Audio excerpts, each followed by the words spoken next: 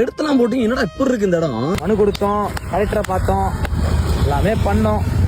Collector வீட்லயோ, MLA வீட்லயோ, MP வீட்டு வாசல்லையோ, councillor அவங்க வீட்டு வாசல திச்சு ஓடினாலே உடனே கார்பரேஷன் கால் பண்ணி மீட் பண்ணுங்கப்பான்னு சொல்றாங்க. அவங்களெல்லாம் சூஸ் பண்ணி ஓட்டு போட்டு உட்கார வச்ச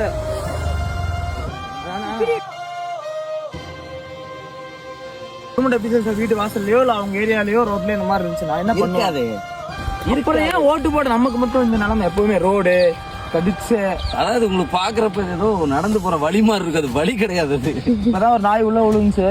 சாக்கடை ரெடி பண்ண ப்ராசஸ் பண்ணா நமக்கு தெரியாதுல்ல, ரெடி பண்ண கூட ஸ்டார்ட் பண்ணிருக்கலாம். ஆனா நான் என்ன கேட்க வரேன்னா, இதே கவர்மெண்ட் ஆபீசருக்கு நடந்துச்சுனாலோ ஒரு பொலிட்டிக்கல் பார்ட்டிக்கு நடந்துச்சுனாலோ அடுத்த செகண்ட் ரிசல்ட் கிடைக்கும். நீங்க மனு கொடுத்து எத்தனை நாள் ஆகுது? 2 வாரம் ஆச்சு. 2 வாரம் ஆச்சு. 2 வாரத்துல இந்த எதுவும் ஸ்டெப் எடுக்காம இருக்காங்களா? ஏதாச்சும் எடுத்துக்கலாம், மேபி எடுத்துக்கலாம், இருக்காம இருக்கா, அதெல்லாம் ஓகே. எனக்கு என்ன பிரச்சனைனா, இதே வேற யாராச்சும் அதிகாரத்தில் இருக்கவங்களுக்கு நடந்துச்சுன்னா அடுத்த செகண்ட் ரிசல்ட் கிடைக்கும்.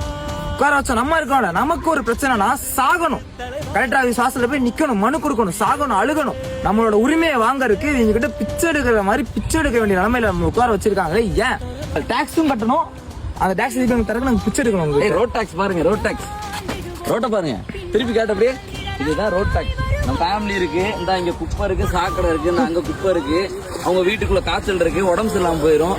இதுக்கு கவர்மெண்ட் ஹாஸ்பிட்டல் போனோம், கவர்மெண்ட் ஹாஸ்பிட்டல் போனா அங்கேயும் உருப்படாம ஒண்ணும் இல்லாம. தெரியாதுன்னு நினைக்கிறீங்களா? எல்லாத்துக்கும் தெரியும். அதெல்லாம் எல்லாரும் எம்எல்ஏ உங்களுக்கு தெரியுமா? ஃபர்ஸ்ட் எனக்கே தெரியாதுடா. ஏன் தெரியாம இருக்கீங்க? நான் கேட்கிறேன், தெரிஞ்சுக்கங்க. தெரிஞ்சுக்கிற அளவுக்கு ஃபேமஸ் ஆகலையே. நம்ம ஊர்ல 2 கட்சி தான், இங்க குத்து இல்ல இங்க குத்து. ரேஷன் கார்டுல எவ்வளவு காசு கொடுக்காங்க பார்த்து ஓட்டு போடுற ஊரா இருக்கு நம்ம ஊர். இதுதான் வேணாங்கிற உரிமையெல்லாம் நீ இழந்துகிட்டு இருக்க. ஓட்ட சரியான ஆளு பார்த்து